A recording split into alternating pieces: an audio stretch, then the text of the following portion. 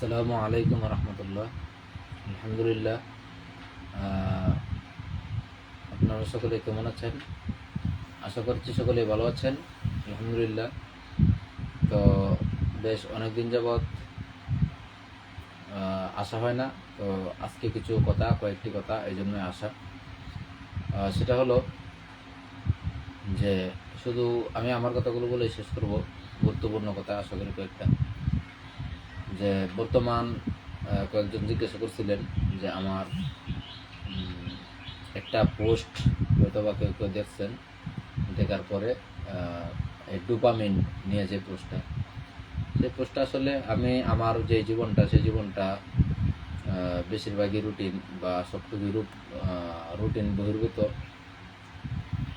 বিশেষ করে কোনো প্রতিষ্ঠানে যদি থাকা হয় তাহলে তো সেখানে প্রতিষ্ঠানের রুটিন তো মানতেই হয়, সেইগুলো তো আছেই। এগুলোর বাইরেও যার যার একটা রুটিন থাকে, কিন্তু সেই রুটিনগুলো মাঝে মধ্যে করা হয়েছে, কিন্তু রুটিনগুলো করার পরেও সেই রুটিনগুলো মেনে চলা হয় নাই। আমি কয়েকদিন আগে একটি পোস্ট দিয়েছিলাম, যেখানে একটা লেখা এরকম যে আমাদের আবদুল্লাহ ভাইয়ের একটা ভিডিও, যেটা লিঙ্কটা আমি কমেন্ট বক্সে দিয়ে তারপর লেখাটা লিখছিলাম। খুবই গুরুত্বপূর্ণ, যারা শুনছেন তারা তো অবশ্যই শুনছেন। সেই ভিডিওর মধ্যে একটি বিষয় আমার খুব ভালো লেগেছিল, সেটি হলো যে আমরা অনেক সময় রুটিন করি, কিন্তু সেই রুটিনগুলো আমরা মেনে চলতে পারি না, এমনটা হয়। কিন্তু এই কারণটা আসলে কেন হয়, সেখানে একটা কথা বলছেন উনি, যে আমাদের রুটিন করার পরে একটা জিনিস দেখা, সেটা হলো গুরুত্বপূর্ণ খুবই, যে আমাদের কোন কোন বিষয় বা কোন কোন জিনিস আমাদের রুটিন মানার ক্ষেত্রে বাধা, সেইগুলো চিহ্নিত করা। আর সেইগুলো যদি চিহ্নিত করা যায়, যে আমার রুটিন বা আমার এই রুলসগুলো যেগুলো আমি নিজে লিখলাম, যেগুলো মেনে চলার চিন্তা ভাবনা করলাম, সেগুলো আমি কেন মেনে চলতে পারছি না, সেই ক্ষেত্রে কোন কোন জিনিস বাধা, সেই জিনিসগুলো যদি আমরা চিহ্নিত করতে পারি, আর সেই জিনিসগুলো চিহ্নিত করার পরে তুলনা করা সেই জিনিসের সাথে, যে আমি যেই জিনিসটা মানতে পারলাম না। উদাহরণস্বরূপ যদি বলা হয় যে আমার নামাজের সময় হলো, মনে করেন জোহরের নামাজ 1:45 আমরা মাদ্রাসায় যেমনটা পড়ি, কিন্তু দেখা গেল আমি একদিন 1:45 নামাজ পড়তে পারলাম না। এখন ঠিক সময় আমার নামাজটা বড় বেশি দরকার, নাকি যেই কারণে আমি নামাজটা পড়তে পারলাম না, যেমন আমি তখন ফেসবুকিং করছিলাম, সেই ফেসবুকিংটা আমার বেশি দরকার? অবশ্যই আমার নামাজটা টাইম মতো পড়া বেশি দরকার, তাহলে আমার সেই জিনিসটা পরিত্যাগ করা। আর ফজরের সময় অনেক সময় আমাদের যেটা হয়, আমরা সেই নামাজের ক্ষেত্রে ঠিক টাইমে উঠা আমাদের জন্য কষ্টসাধ্য হয়ে যায়। যেমন আমার এমন হয়েছে, মাসে যদি হিসাব করা হয় তো 20 দিন 12টা প্লাস ঘুম যাওয়া বা ঘুমানো, অর্থাৎ মোবাইলিং করা, ফেসবুকিং, বিশেষ কিছু কাজ যেগুলো আমরা করি সাধারণত সেইগুলোই করা। কিন্তু এইগুলো করার পরে দেখা গেল যে ফজরের নামাজটা আমরা ঠিক টাইম মতো খুব পড়াটা কষ্টকর হয়। নামাজ তো আর আমরা বিশেষ করে হুজুর যারা আছে তারা তো নামাজ বাদ দিই না। কিন্তু এখন আমি যে রুটিন করলাম, বেশ অনেকে জানতে চাইছিলেন মূলত রুটিনের একটা পোস্ট দেখে। আমার সেই রুটিন আমি মানতে পারতেছি, কারণ হলো বিশেষ করে আমার ইদানিং ঘুম খুব ভালো হচ্ছে, সময় খুব ভালো যাচ্ছে। সকাল 9টার আগে হাতে ফোন নেই না, আর রাত 9টার পর আমার হাতে আর ফোন থাকে না, আমার ডাটা অফ থাকে। অনেকে হয়তো মেসেজও দেন যাদের সাথে কথা বলতে পারি না। তো এই যে বিষয়টা, এটাকে আমরা যদি আরেকটা বলি যে ডোপামিন, আমরা যেটা চিনি ডোপামিন, মানুষের ডোপামিনকে কতটুকু চিনেন সেটা তো জানি না। অর্থাৎ আমাদের যে জিনিসগুলো আনন্দ দেয়, দেখবেন আমাদেরকে একজন প্রশংসা করে আমরা কিন্তু আনন্দ পাই, এটাকেই বলে ডোপামিন। বা আমাদের মন যে ওই জিনিসগুলো চায় বা যেমনটা চাই, সেটাকে বলে ডোপামিন। তো আমি এই রুটিনটা করার পরে দেখতে পাইলাম, তার আগে যে কাজটা করছি সেটা হলো, আমার ছাত্র যারা আছে তাদেরকে, অনেক বড় বড় ছাত্র সবাই মোটামুটি সরে বেকার কাফিয়ার ছাত্র, সবাইকে ডাইকা আমার কাছে আনলাম। আনার পরে আমি তাদেরকে বলে দিলাম যে আমি আমার জীবনের রুটিন করলাম, এই হলো আমার রুটিন। যে আমি এভাবে চলতে চাচ্ছি। তো দেখা গেল যে এটা বলার দ্বারাই যে ফায়দা বা লাভটা হইলো, সেই লাভটা হইলো যে আমার যদি কোনো সময় এমন হয় যে মন চাচ্ছে আমি হাতে ফোন নেব, কিন্তু আমার ভিতরে কিন্তু এরকম এমন একটা অনুভব হয় বা এমন কাজ করে যে আমি সেই ফোনটা যদি হাতে নেই, রাত 9টার পর যদি আমার হাতে ফোন থাকে, তাহলে কিন্তু আমার ভিতরে এমন একটা কাজ করে যে আমার ছাত্রগুলো তো দেখবে, তারা খারাপ না করবে, বলবে যে হুজুরের কথা ঠিক নেই বা হুজুর তো এনার কথা রাখতে পারছে না। আমি যদি সকাল 9টার আগে যদি আমার হাতে ফোন নেই, চালাই, কেউ কিছু বলবে না, কিন্তু আমার নিজের মধ্যে এরকম এমন একটা চিন্তা আসবে যে হুজুর তো বলছিল যে 9টার আগে ফোন নেবে না, কিন্তু হুজুর রাতে ফোন, এমন একটা চিন্তা কিন্তু তারা করবে। তো এজন্য মূলত নফসের যে বিষয়টা, নফস নফসের যে নফসকে যে ডাউন করা, নফসকে পরাজিত করা, এটাও কিন্তু একটা অন্যতম বিষয়। যে আগেই মানুষের কাছে বলে দেওয়া, বিশেষ করে যেমন ছাত্রদের কাছে বললাম যে আমি এই কাজগুলো করব না, আমি হুজুর, এজন্য তো বলা যাবে না, বিষয়টা এরকম না। নফস এটা তো সবারই আছে। তো আমি ছাত্রদেরকে যখন বললাম যে আমি তো এই কাজগুলো করব না, তখন কিন্তু তাদের সম্মুখে যখন আমি এই কাজগুলো করতে মন চাইবে, তখন কিন্তু ইচ্ছা করলেও সেই কাজগুলো করা যাবে না। কারণ হলো যে তারা বলবে যে হুজুরের কথা ঠিক নেই, এরকম একটা চিন্তা তাদের ভিতরে আসবে। এটা কিন্তু আমার ভিতরে আসবে। তো এই জায়গা থেকে বেঁচে থাকা খুবই সহজ হয় যখন যেমন এটা বোঝা খুবই সহজ যে পাপ কাজগুলো কিন্তু আমরা জনসম্মুখে করি না, করতে পারি না। আর সেই পাপ কাজগুলো কিন্তু মানুষ সাধারণত আড়ালেই করে। ঠিক এরকম ভাবে আমরা যখন বিভিন্ন কর্ম, এটা আমি করব না বলে সিদ্ধান্ত নেই এবং মানুষকে সাক্ষী রাখি, তখন কিন্তু সেই কাজটা আমার দ্বারা করাটা খুবই কষ্ট হয়ে যায়, সেটা কষ্টকর হয়, আমরা কিন্তু করতে পারি না। এই জন্য এই কাজটা করা যেতে পারে। ছাত্রদেরকে আমরা হুজুর যারা আছে তাদের বলা যে এই কাজটা আমি করব না, এটা বললে তাই এমন না যে ওয়াদাটা বা একটা সময় নির্ধারণ করা। তো যাই হোক, সংক্ষিপ্ত কথা হলো যে বর্তমান সময়টা খুব ভালো হয়ে যাচ্ছে। আস্তে আস্তে বিভিন্ন আমলের যেই যুগ, সেখানে করা হচ্ছে, আমল করছি এজন্য না, আমল একবারেই হচ্ছে না, এটা ঠিক। যেমন সেখানে লিখে রাখছে যে প্রত্যেক দিন 10 পৃষ্ঠা করে পড়াশোনা করা, বিভিন্ন বই পড়া। বই থেকে তো আমরা বর্তমান মোবাইলিং করার কারণে দূরে থাকি, খুব দূরে। তো এই যে বই নেওয়া, সারাদিন তো বই নিয়ে থাকি, অনেকগুলো ক্লাস প্রতিদিন করতে হয়। প্রায় যদি বলা হয় যে, এটা বলাটাও হয়তো বা দুষ্কর, যে বেশ 3জন হুজুরের ক্লাস সমপরিমাণ একাই পড়াতে হয়। সেটা কারো এরকম চিন্তা আসতে পারে যে এটা কীভাবে সম্ভব বা কীভাবে কি, যাই হোক সেটা ভিন্ন কথা। তো বই নিয়ে থাকা হয়, তাছাড়াও তার বাইরে গিয়েও যাতে কিছু বই পড়া হয়। তো আমি এখানে আরেকটা বিষয় যেটা, সেটা হলো যে মোবাইলের যেই মোবাইল চালানোর যে সময়, এটা কেন নির্ধারণ করা, এটার আরেকটা বিশেষ কারণ হলো 9টা থেকে রাত 9টা পর্যন্ত কেন। মাগরিবের পর সাধারণত মোবাইল চালানো হয় না, এটা কারো হয় না, সূরা ওয়াকিয়া পড়া হয়, একটু তেলাওয়াত করা হয়। সুতরাং সেখান থেকে আমি মোবাইল থেকে এশার নামাজের পরপরই শোয়ার টাইম হয়ে যায়, আর মোবাইল চালানো হয় না। আর তার আগে হয়তো একটু সময় চালানো যেতে পারে, ইন্টারনেট সংযোগ বাজে দেখাচ্ছে, যাই হোক, তো চালানো যেতে পারে। আর সকাল 9টার পর থেকে, না 9টার আগে থেকে ক্লাস শুরু হয়। তো 9টার পরেও কিন্তু আমার ক্লাস বলে নেট কানেকশন খুবই বাজে দেখাচ্ছে, খুবই একটা সমস্যার সৃষ্টি হয়ে দাঁড়াইছে। কেমন যে আমরা অনেক সময় এই বন্ধু বান্ধবের সাথে, যে বন্ধুর জন্য আমি মাসকে মাস অপেক্ষা করি, সেই বন্ধু যখন আমার কাছে আসে, অনেক সময় হয় কি, সেই বন্ধুকে রাইকা, এটা দেখবেন আপনারা এখানে অনেকে যুক্ত আছেন অলরেডি এখন, এটা সবাই খেয়াল করবেন। মনে করেন আমি একজন এখানে যুক্ত আছেন, আমার একজন বড় ভাই আবুল বাসার ভাই আজিজুর রহমান, ঢাকা বিশ্ববিদ্যালয়ের আইন বিভাগের ছাত্র, যুক্ত হয়েছে, কথা শুনতেছে মনে হয়। এরপরে হইলো আমার মুরিদ মানুষ আজিজুর রহমান, এরপরে জুবায়ের ভাই যুক্ত হয়েছে, যুক্ত হয়ে কথা শুনছে। আনোয়ার হুসাইন খান যুক্ত হয়েছিল। এরপরে হইলো আরেকজন নেতা মানুষ আকন্দ ভাই যুক্ত হয়েছিল, যে অনেকেই যুক্ত আছেন, ছিলেন। তো যে কথাটা সেটা হলো যে বন্ধুর জন্য আমি অনেকদিন যাবৎ অপেক্ষা করে আছি, তার জন্য প্রহর গুনছি যে সে আসবে, তার সাথে আড্ডা দিব, কথা বলবো, সেই বন্ধু যখন আমার কাছে আসে, সেই বন্ধুকে রেখে আমি ফেসবুকিং করছি, মেসেঞ্জারে অন্য একজন বন্ধুর সাথে আমি কথা বলছি। কি এক আশ্চর্য বিষয়, কি একটা সময় এসে আমরা দাঁড়াইলাম। এরকমভাবে আমরা যখন একজন আত্মীয় বা এরকম অনেক আছে, এই বন্ধু যখন আবার আমার থেকে দূরে চলে যায়, আরেকজন সেই বন্ধু যখন আমার কাছে আসলো, যার সাথে আমি আমার এক বন্ধুকে রেখে মেসেঞ্জারে কথা বললাম, সেই বন্ধু যখন আমার কাছে আসলো, হইলো কি যে এই বন্ধুকে আমি আমার কাছে বসায় রেখে সেই বন্ধুকে সময় না দিয়ে আমি আবার ফেসবুকিং করছি, মেসেঞ্জারে অন্য এক বন্ধুর সাথে কথা বলছি।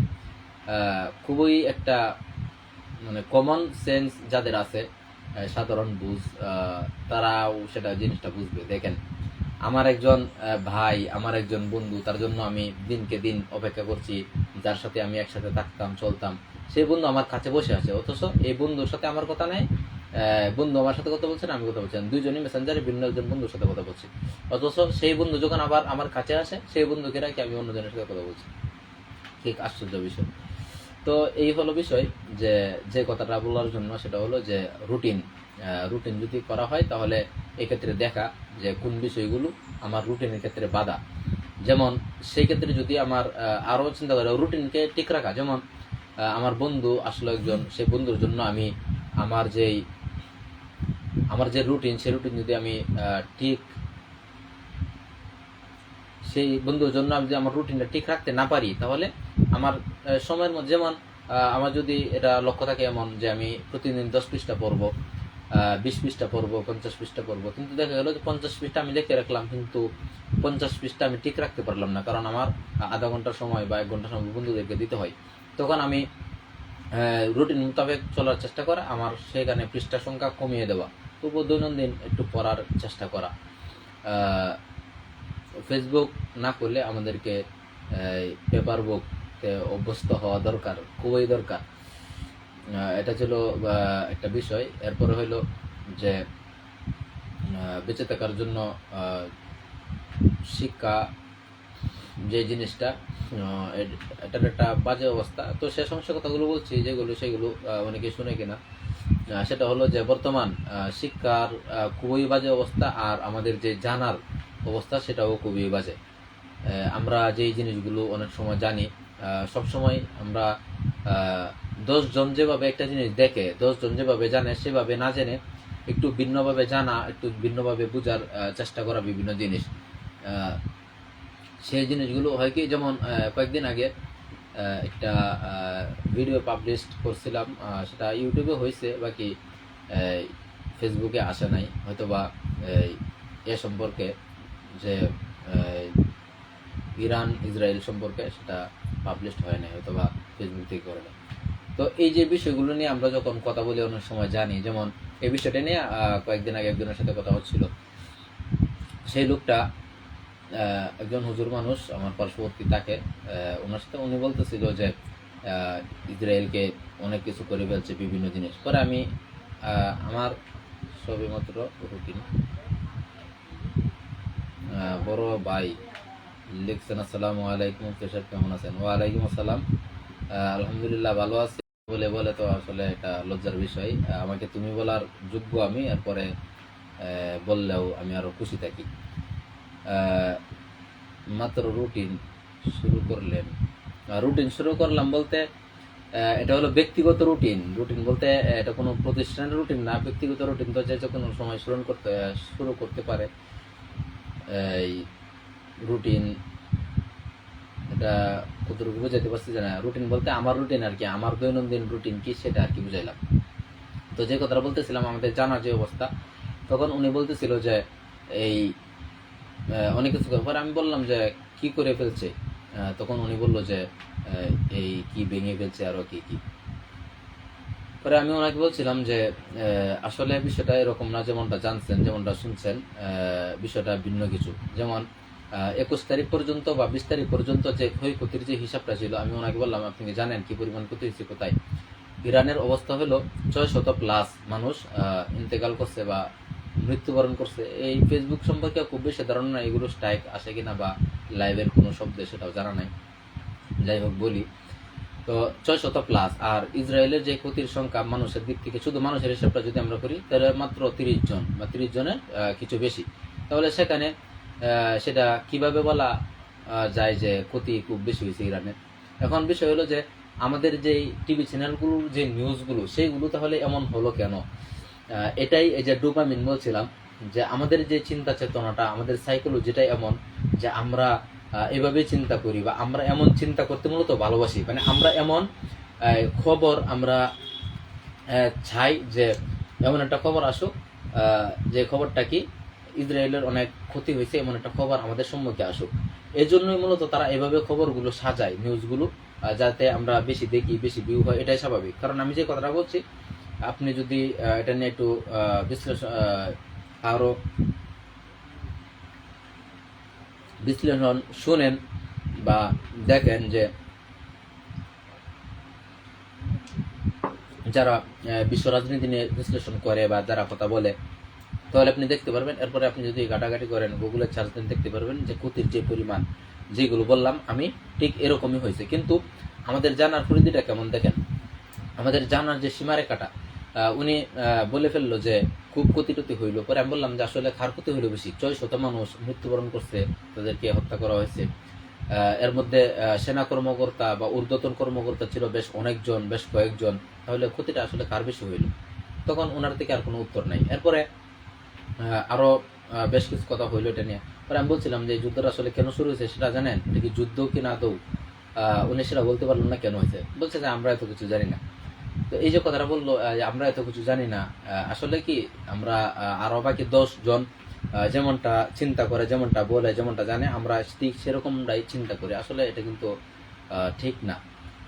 একটু ভিন্নভাবে একটা জিনিস জানা বা দেখার চেষ্টা কর। যুদ্ধের বিষয়টা আসলে এমন ছিল তাদের, বর্তমান খবর আমার কাছে খুব নেই, যে এটা যদি এমন হয় যে ছোট্ট সময় যদি যুদ্ধটা হয়, তাহলে খুবই লাভবান হবে ইসরায়েল। এটা স্বাভাবিক। কারণ তাদের যেই অবস্থাটা, সেই অবস্থাটাই এমন। আর যদি লম্বা সময় নেওয়া হয়, তাহলে ইরানের ভালো একটা ক্ষতি তো অবশ্যই দুই দেশের হবে, ইরানের ভালো একটা ফলাফল আসবে, এরকম। তো উনি এই বিষয়টা বলতে পারলো না আসলে কোন কারণে মূলত যুদ্ধটা হয়েছিল। আসলে প্রসঙ্গটা ছিল না, কিন্তু এই প্রসঙ্গে আসলে কথা এসে গেছে।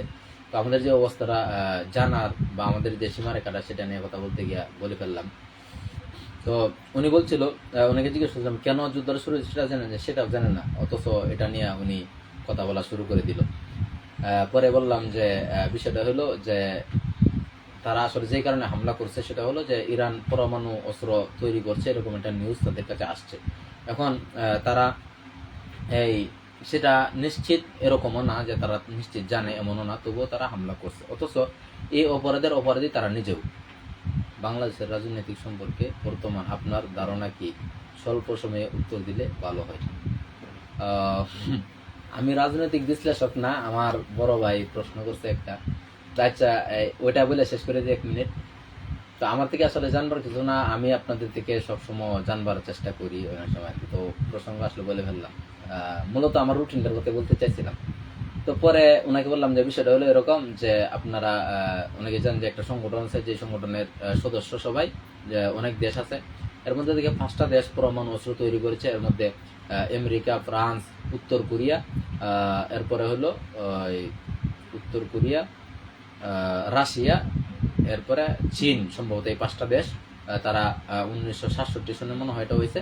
সেই 1967 সনের আগেই তারা এই পরমাণু অস্ত্র তাদের কাছে ছিল, সেই হিসেবে তারা সেই আওতার বাইরে, সেই হিসেবে তাদের কোনো হিসাব নেই, বা তারা বিচারের কাঠগড়ায় দাঁড়াবে না, এরকম আর কি বিষয়টা। এর পরবর্তীতে কিন্তু ইসরায়েল তারা পরমাণু অস্ত্র তৈরি করেছে, সুতরাং তারা সেই নীতি মানে নাই। অথচ যে ইসরায়েল নিজে যে অপরাধে অপরাধী, সেই অপরাধের অন্য একটা খবর অন্য দেশের ব্যাপারে আসছে, তারা এই কারণে হামলা করে বসলো। কি আশ্চর্য এক ব্যাপার, যেটা হয়েছিল 13 জুন। যাই হোক, এই জিনিসটাও না জানা সত্ত্বেও এটা নিয়ে কথা বলা, এটা কেমন? এই জন্য কোনো একটা জিনিস জানলে সেটা ভালোভাবে জানার চেষ্টা করা। আর যে কথাটা বলছিলাম, যে আমাদের দেশে যেই বিভিন্ন সময় যে নিউজগুলো করে, সেই নিউজগুলোর যে বাস্তবতা, সেই বাস্তবতা কিন্তু এমন আসলে থাকে না। কারণ কি, তারা নিউজগুলো এভাবে সাজায় যাতে আমরা করে দেখি। যে অনেকগুলো পত্রিকা যে আছে, সেই পত্রিকাগুলো হেডলাইনগুলো দেখলে কিন্তু বোঝা যায় কি আশ্চর্য ধরনের হেডলাইন তারা দেওয়ার পরে ভিতরে যখন প্রবেশ করেন, দেখেন যে এটা বাংলাদেশের খবরই না। অথচ আপনি এই হেডলাইন দেখে কত কিছু চিন্তা করে ফেলছেন। তো বড় ভাই একটা প্রশ্ন করছেন যে বাংলাদেশের রাজনৈতিক সম্পর্কে বাংলাদেশ আপনাদের ধারণা কি, স্বল্প সময়ে উত্তর দিলে ভালো হয়। তো এটার উত্তর বলতে, এটা তো বাংলাদেশের রাজনৈতিক যে অবস্থা, সেই অবস্থা সম্পর্কে তো বিস্তর আলোচনা, আসলে যতদূর আমি জানি ততটুকুর মধ্যে। তো এটা যে কোনো একটা পয়েন্টলি যদি বলা হয় তাহলে সেই বিষয়ে হয়তো বা আলোচনা করা যেতে পারে। যেমন একটা প্রশ্ন তো অনেক গুলো বিষয়ের সাথে সম্পৃক্ত, কোনটা নিয়ে বলবো সেটা যদি স্পষ্ট করেন তাহলে ভালো হয়। আর এর মধ্যে জুবায়ের ভাই কি দেখছে, মুফতি সাহেব মাত্র না, কেমন আছেন? আলহামদুলিল্লাহ ভালো আছি। তো এটা নির্দিষ্ট একটা পয়েন্ট নিয়ে বললে ভালো হয়। আচ্ছা, তাও সামগ্রিকভাবে যদি বলা হয় তাহলে বলা যায় এতটুকু যে সামগ্রিকভাবে বললে রাজনৈতিক যে অবস্থা, বর্তমান বিশেষ একটা জিনিস নিয়ে আলোচনা চলতেছে যে পিয়ার পদ্ধতির যেই রাজনীতি, এটা খুবই যৌক্তিক একটা বিষয়। সেটা হলো একটা অংশ যেটা আমিও মনে করি যে ভোটগুলো কাজে লাগবে, অর্থাৎ সামগ্রিকভাবে ভোটগুলো কাজে লাগবে, এই কথাটা ঠিক। নির্দিষ্ট একটা পার্সেন্টের ভোট পেয়ে বড় একটা অংশ শুধুমাত্র রাজত্ব করবে, এ কথাটা। যেমন সামনে বাংলাদেশের রাজনৈতিক পরিস্থিতি, আচ্ছা, সামনে বাংলাদেশের রাজনৈতিক যে পরিস্থিতি, এই পরিস্থিতি এটা হলো এমন যে আমাদের ইসলামিক যে দৃষ্টিকোণ থেকে যদি বলি, ইসলামের জন্য খুবই ভালো একটা সময় এখন, ঐক্যের একটা সময়। এখন ইসলামিক দলগুলো যদি ঐক্য করে তাহলেও যে তারা রাষ্ট্রীয় ক্ষমতায় যাবে বিষয়টা এরকম না, আমার মনে হয় আর কি, আমার জায়গা থেকে বলি। তবে প্রধান বিরোধী দল হতে পারে, যেহেতু বর্তমান বিএনপির পরে আওয়ামী লীগ যেহেতু বর্তমান রাজনীতির মাঠে নেই, সেই হিসাবে জামাত বর্তমান দ্বিতীয় যে জায়গাটা সেটা কিন্তু দখল করে আছে অলরেডি। এখন তাদের সাথে যদি আরো যদি যুক্ত হয় আরো যে দলগুলো আছে, ইসলামী আন্দোলন, খেলাফত মজলিস, সহ বাকি যেইগুলো আছে, যেমন জমিয়তের একটা অংশ যদিও বিএনপির সাথে অলরেডি যুক্ত হয়ে গেছে, এমনটাই তো বেশি আসছে নিউজ, তাদের সিটও কনফার্ম হয়ে গেছে। তো যদি যুক্ত হয় তাহলে সেটা আরো বড় আকারে একটা ভালো ফলাফল বয়ে আনবে, যেটা ইসলামের জন্য কল্যাণকর, যেটা দিনের জন্য কল্যাণকর হবে বলে সবাই আশা করছে, আমিও আশাবাদী, সবাই। তো এটা হলো একটা বিষয়। আর একটা বিষয় হলো যে এই জোট, একসাথে যে জোট হওয়ার সময় এখনো সামনে আছে, আলোচনা দিন এখনো আছে। যারা লিয়াজু কমিটির সদস্য যারা আছে বিভিন্ন দলের, তারা কিন্তু বিভিন্ন সময় বৈঠক করছে। তাদের সেই বৈঠকটা ভালো একটা ফল এনে দিবে আশা করা যায়। আর দায়িত্বশীল যারা আছে বিভিন্ন দলের, ইসলামিক দলগুলো, তারাও কিন্তু এরকম আলোচনা করছে যে আমরা পারস্পরিক যেই অতীতের যেই বিষয়গুলো আছে, একজন আরেকজনকে নিয়ে সমালোচনা, দলীয় সমালোচনা, বিভিন্ন আঙ্গিকে সেই সমালোচনাগুলো করছি আমরা, সবাই করেছে অলরেডি। তো সেইগুলো আমরা সামনে না টানা, এটা একটা বড় বিষয় ঐক্য হওয়ার জন্য। আরেকটা বিষয় হলো যে এই পিয়ার পদ্ধতি যেটা, সেটার ভালো সাইড যেমন সেই খারাপ সাইডও আছে। আর ঐক্যতার যে বিষয়টা, এটা আমি আরো আগে একবার বলছিলাম মনে হয় যে ঐক্যতা এটা আলোচনা ভিতরে থাকায় ভালো, বাকি পরবর্তীতে হয় ভালো। এখন অবশ্য সময় সেটা হয়ে গেছে, কিন্তু অতীতে যখনই ঐক্যের যেই বিষয়টা আসছে তখনই কিন্তু বাহিরের কিছু দল আছে বা বাহিরের কিছু রাজনৈতিক দল আছে, যেমন করে বিশেষ করে স্পষ্ট ভাষায় বলে বিএনপির এক নম্বরে হলো তাদের মাথার একটা নষ্ট থাকে, এক কথায় বললে, গ্রাম্য ভাষায় যদি বলা যায়। কারণ হলো আগে বলছিলাম যে তারা আগেই যখন ঐক্যতার একটা গ্রাম যখন আসছিল, তখনই কিন্তু যে বিএনপির যে মহাসচিব মির্জা ফখরুল সাহেব, তিনি কিন্তু চরমোনাই হুজুরের সাথে, রেজাউল করিম সাহেবের সাথে গিয়া একটা আলাপ করছে বা সাক্ষাৎ করছে। তো সেটা সেই ইসলামী আন্দোলনকে আরো একটু উপরের দিকে নিয়ে গিয়েছে। সেই সাক্ষাৎটার কারণটা আসলে কি, সেই কারণটা কি? কারণটা হলো ঐক্যতার একটা বিষয়। বিতর্ক তো অনেক আলোচনা হয়তো হইতে পারে, কিন্তু আলাদাভাবে এই ধরনের আলোচনা হইতে পারে যে, আর এই ক্ষেত্রে আর অনেক কথা। তো আরেকটা বিষয়, আরেকটা সাইড যেটা, সেটা হলো নির্বাচন কেন্দ্রিক যদি হয়, সামনের নির্বাচনটা যত পরে হবে, সামনের যে নির্বাচনটা এটা যত পরে হবে, তত আমাদের যেই ইসলামিক দল সহ বাকি যত রাজনৈতিক দল আছে সবার জন্য কল্যাণকর, ভালো হবে। আর যত তাড়াতাড়ি হবে তত বিএনপির জন্য ভালো। কারণ কি? কারণ হলো যে বিএনপি এখন অলরেডি মনে করতেছে তারা ক্ষমতাধর একটা দল, আসলে ক্ষমতাধর এটা ঠিক আছে, কিন্তু বিভিন্ন জায়গায় পত্রিকায় আসছে যে ছাতার যে অভিযোগ বিভিন্ন সময় বিভিন্ন এই ধরনের অভিযোগ আসছে, আর যেই অভিযোগগুলো তাদের আস্তে আস্তে জনসমর্থন কমিয়ে দিচ্ছে।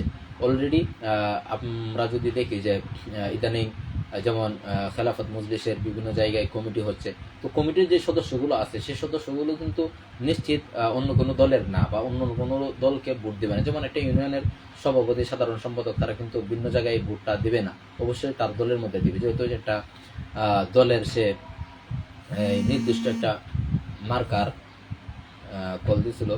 তো নির্দিষ্ট দলের যে যেহেতু সে সদস্য একটা পদে আছে, তাহলে প্রত্যেকটা ইউনিয়ন যদি হিসাব করা হয়, প্রত্যেকটা 5টা ইসলামিক দলের যদি 10 জন করেও সদস্য থাকে, তাহলে হয় কি যে আপনি কি মনে করেন ইসলামিক দলগুলো ঐক্য হবে আদৌ?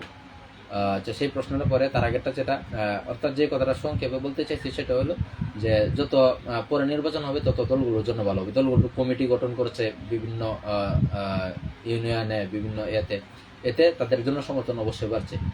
আপনি কি মনে করেন ইসলামী দলগুলো ঐক্য হবে আদৌ? ঐক্য হওয়াটা স্বাভাবিক, অস্বাভাবিকের কিছু না।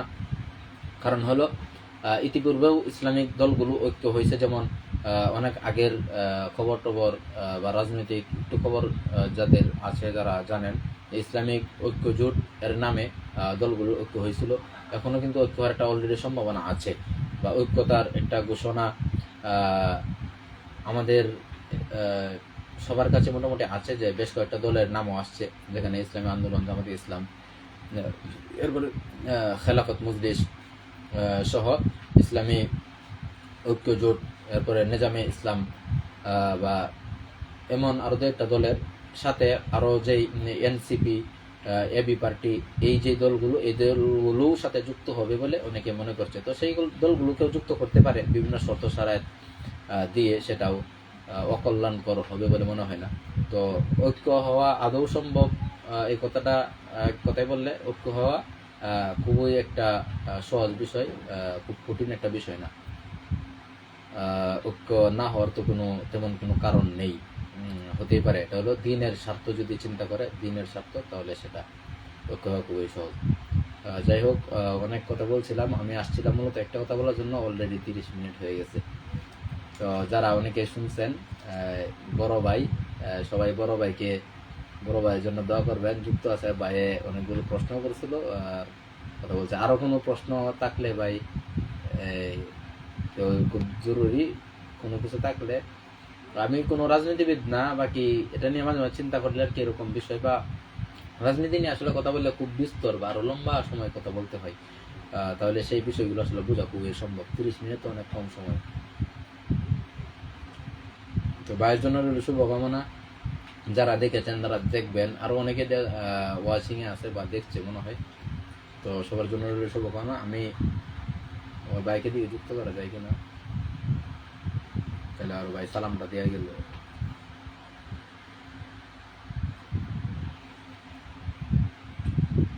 শেখ বাচ্চা ভাই, হ্যাঁ, এই কথার সাথে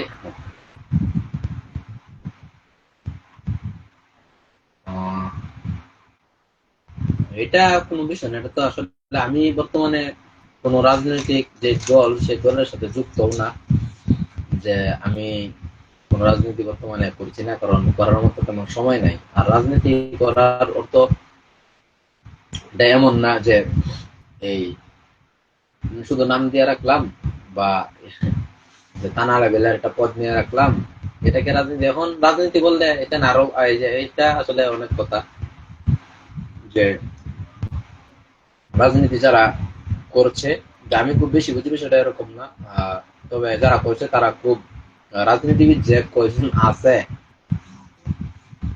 সেটা একটা কঠিন একটা প্রশ্ন। যে রাজনীতির রাও যার মধ্যে নাই, সে ইউনিয়নের চেয়ারম্যান বা চেয়ারম্যানের পদপ্রার্থী, এই ধরনের যে কত লোক, তার কোনো অভাব নাই। তাহলে সেখানে ভিন্ন মত পোষণ করা তো এটা কোনো বিষয় না। রাজনীতির জন্য কোন জায়গায় যে কি দরকার সেটা বুঝে না। রাজনীতি আমাকে লাইভে যুক্ত করুন। আমি তো আমন্ত্রণ পাঠাইছিলাম মনে হয়, আবার দিচ্ছি। একটা নোটিফিকেশন মনে হয় গেছে, দেখেন। তো যে বিষয়টা সেটা হলো যে রাজনীতির যে এটা বলতেছি, আচ্ছা যুক্ত হন, যুক্ত হয়ে যদি কথা থাকে সেটা বলতে পারেন, অসুবিধা নেই। মনে হয় যুক্ত হয়েছে, যাক ভাইয়া বলুক, আমি কিছু কিছু দেখি, সমস্যা নেই। আসসালামু আলাইকুম। না তোমরা সামনে আয়ো। আমি সামনে আছি তো, বাইরে দেখ। হ্যাঁ, হ্যাঁ দেখো না। না, ওই এখনো দেখা যাইতেছে না আর কি, দেখা যাবে মনে হয়। সামনে আসেন। হ্যাঁ আমি সামনে তো। দেখা দেখা যাইতেছে না তো।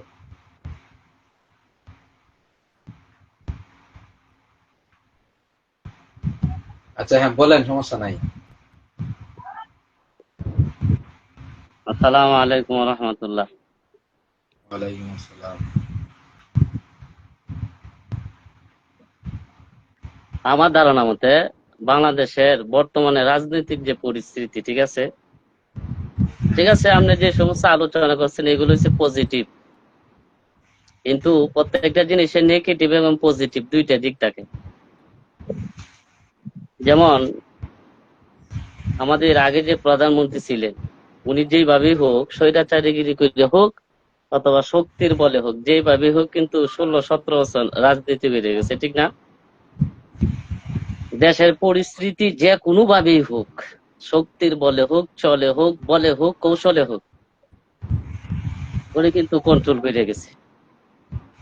কিন্তু উনি রাজনীতিকের ক্ষেত্রে আমার একটা ক্ষুদ্র ধারণা, আমার তো মনে হয় যে উনি বাংলাদেশের রাজনীতি যেটা আছে সবটাই নষ্ট করে রেখে গেছে। কারণ দেশ একমাত্র চলে রাষ্ট্রীয় ক্ষমতার মাধ্যমে। যেরকম পুলিশ আছে, তারা হইছে জনগণের, হ্যাঁ, জনগণকে তারা সেবা দিবে, জনগণ তাদেরকে ভয় করবে। পূর্বে একটা সময় তো এমন ছিল, আমার কাছে মনে হয় যে পুলিশদেরকে দেখিয়া ছোট বাচ্চারা তো দূরের কথা, বড় মানুষ পর্যন্ত কি পাইতো, ভয় পাইতো। কিন্তু দেশ তো শুধু আপনার খাতার নিয়মে বা একটা আইনের মাধ্যমে তো শুধু খালি কি করতো না, চলতো না। যদি যাদেরকে দেশ পরিচালনা করবে, তাদেরকেই তো এখন জনগণে কি পায় না, ভয় পায় না। আমার তো মনে হয় এমন। তাইলে যেই জিনিসটা দিয়ে দেশ কি করে চলে, তারাই সাধারণ মানুষের কাছে প্রায় এখন অচল। তাহলে দেশের পরিস্থিতি কি হইতে পারে? আর ইসলামিক পরিস্থিতি তো দলগুলোর কথা বলছেন, ইসলামিক দলগুলোর কথা বলছেন, প্রায় 1 বছর হয়েছে দেশ নতুন অভ্যুত্থানের দিকে আইছে, ঠিক আছে। তারা বিষয়টা, আলোচনা পর্দা, হ্যাঁ হ্যাঁ বলেন। বিষয়টা হলো যে দেশের যে পরিস্থিতি সেটা তো ভালো ছিল না। এক, দুই নম্বর হলো এখন পর্যন্ত ডক্টর ইউনূস আয়শা কতটুকু সংস্কার করতে পারছে সেটা একটা বিষয়।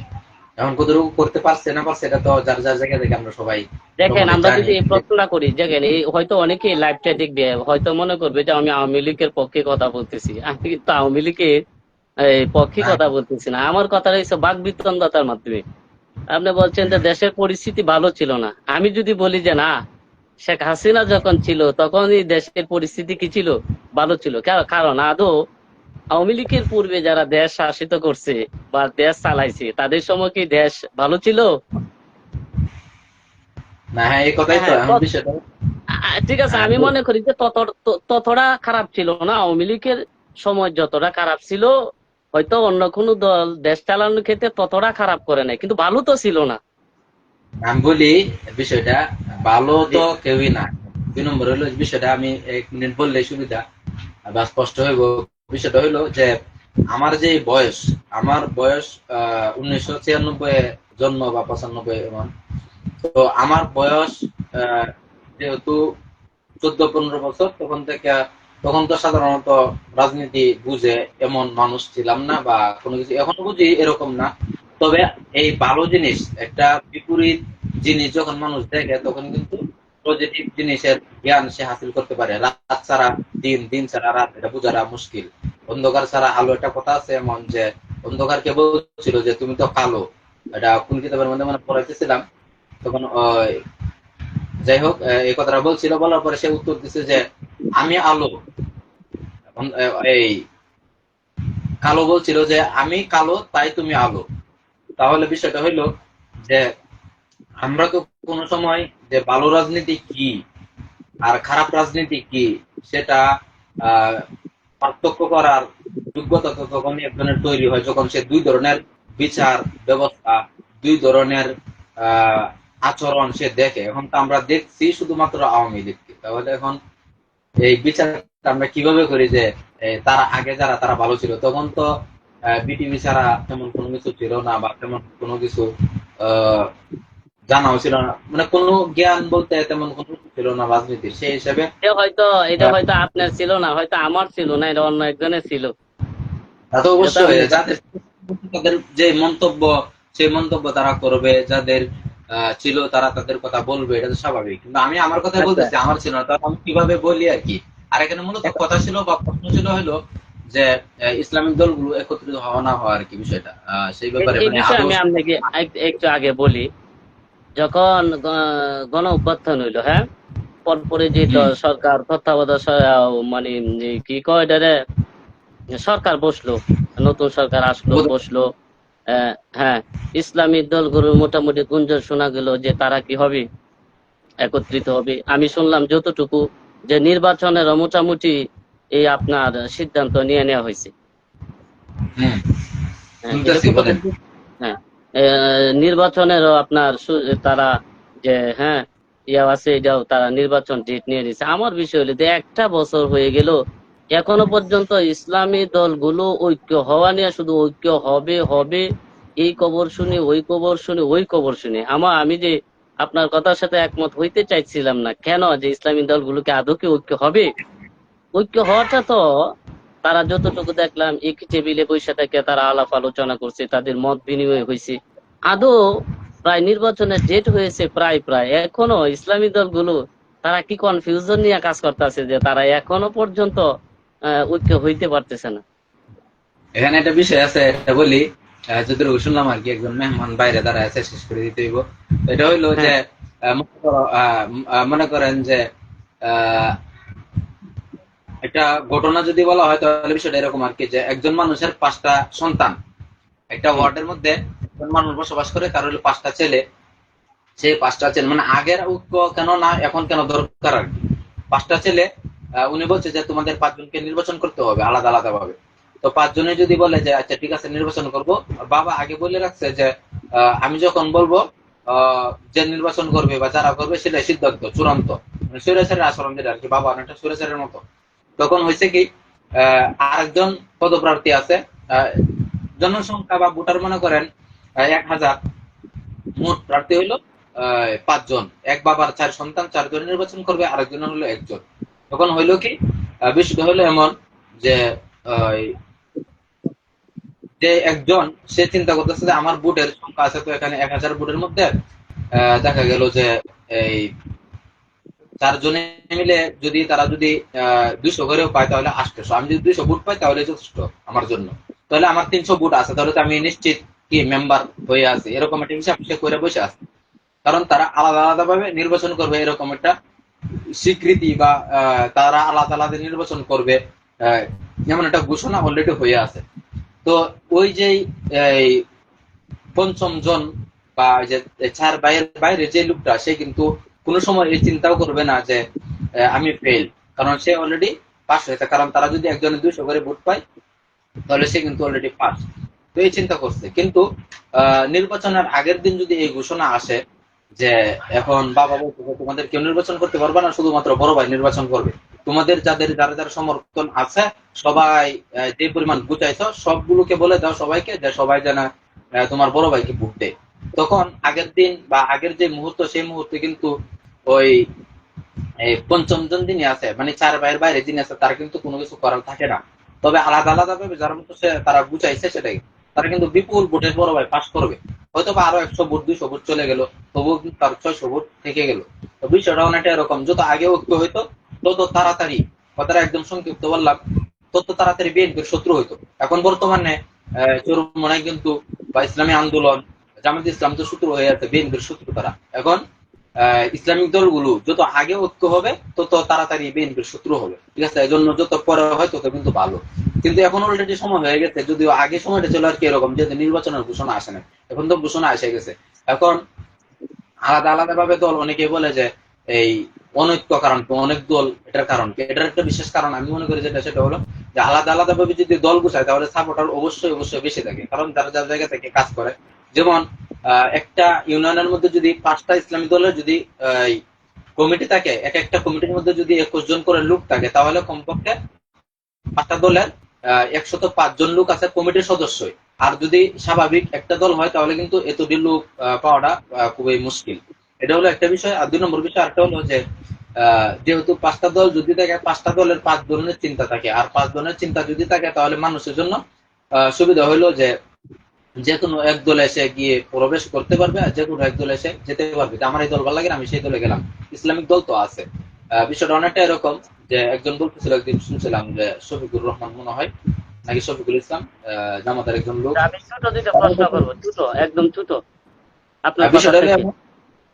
বিষয়টা হলো এমন, সে বলছিল যে বাজারে আমি গেলাম, আমি পাঙ্গাস খাই না, এখন দেখলাম শুধু পাঙ্গাস, তো আনার সুযোগ নাই, কিন্তু আমি যদি 5 ধরনের মাছ পাই, যে কোনো একটা আনা এটা আমার জন্য সহজ হয়। এই জন্য ইসলামিক দল যদি একাধিক থাকে তাহলে আপনার একটা ভালো না লাগলে আপনি আরেকটা যেতে পারেন, এটা একটা সুবিধা অনেক দলের। আর হলো যে ঐক্যতার কথা বললাম, যত পরে হয় ততই ভালো আর কি। আচ্ছা ঠিক আচ্ছা, আছে, আমরা প্রশ্ন, হ্যাঁ, আচ্ছা একটু একদম অল্প সময়, আমার তো কথা একদম অল্প। আপনি বলছেন কি যে বাহের যদি 5 সন্তান থাকে তাহলে বাবে লাস্টে বলবো যে একজন দাঁড়াও। আমি বলতে চাই যে ইসলামী দলগুলোর মধ্যে বাপ কি? এটা তো ঐক্যতার ভিত্তিতে প্রমাণিত হবে, বা যারা যারা যাকে মানবে আর কি। আমি তো এক পরিস্থিতির কথা এক বললাম, এখন আচ্ছা বাস্তবতা আচ্ছা, আপনার, আচ্ছা আপনার এক এটা তো প্রশ্ন, আমার আরেকটা প্রশ্ন।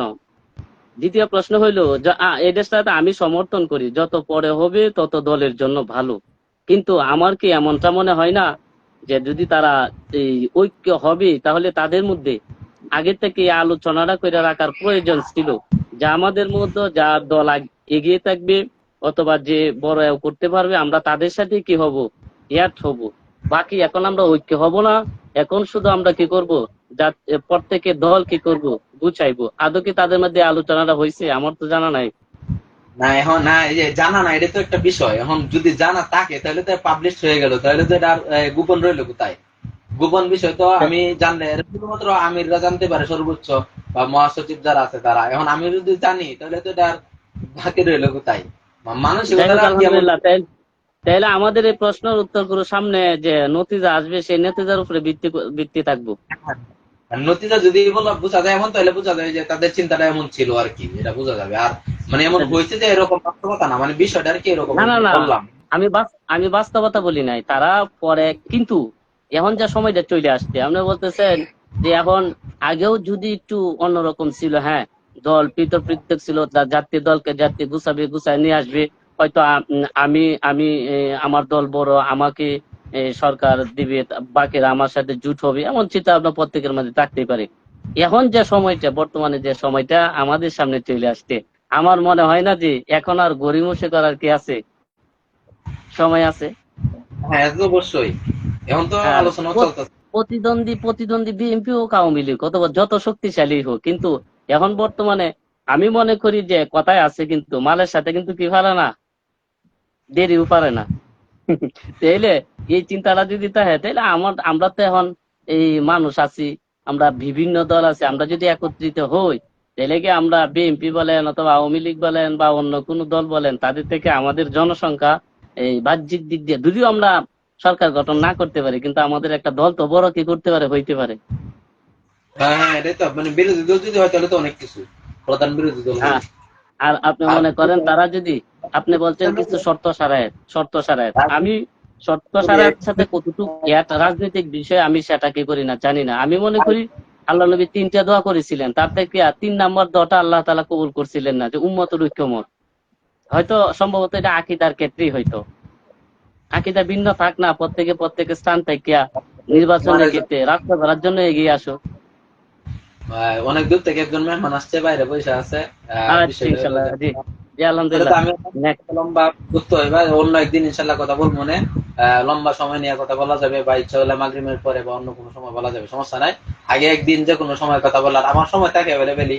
আসরের পরে এখন তো রাত্রে ঘুম পাড়ার না, একদিন আমার মেসেজ দিলাম। বৃহস্পতিবার দুপুরের পর থেকে শুক্রবারের সময় থাকে আর কি। আজকে একটু আসরের সময় ফ্রি ছিলাম এই। যুক্ত হয়েছিলাম আমার একটা রুটিন নিয়ে, আমার কিছু বক্তব্য আছে যারা তারা বলছিল আর কি যে আমি যে ফোন চালানোর যে বিষয়টা বলছিলাম এটা নিয়ে মূলত এটা বলতে চাইছিলাম, বা এটা আর যে এটা মানে কিভাবে রুটিন মোতাবেক চলা যায় আর কি। রুটিন মতো আমার ব্যক্তিগত রুটিন, এটা তো আমি আজকে করতে পারি, কালকে আবারও করতে পারি, এটা আর কি। তো এটা আর কি ছিল এটা বিষয়টা তো বল। সে ব্যক্তিগত রুটিন যেটা আছে, হয়তো বন্ধু বান্ধবরা জানতে চাইছে, এটা ভিন্ন কথা, নাহলে তো এটা সিরি বিষয়। হ্যাঁ হ্যাঁ, এখন তো এই লম্বা হয়ে গেছে, ওরা আমি চাইছিলাম তো 5 মিনিট বলার লাগে, এখন 48 মিনিট চলে। যা রেখে দিই ভাই। প্রত্যেকেই রুটিনের উপরে আছে। জি, সালাম।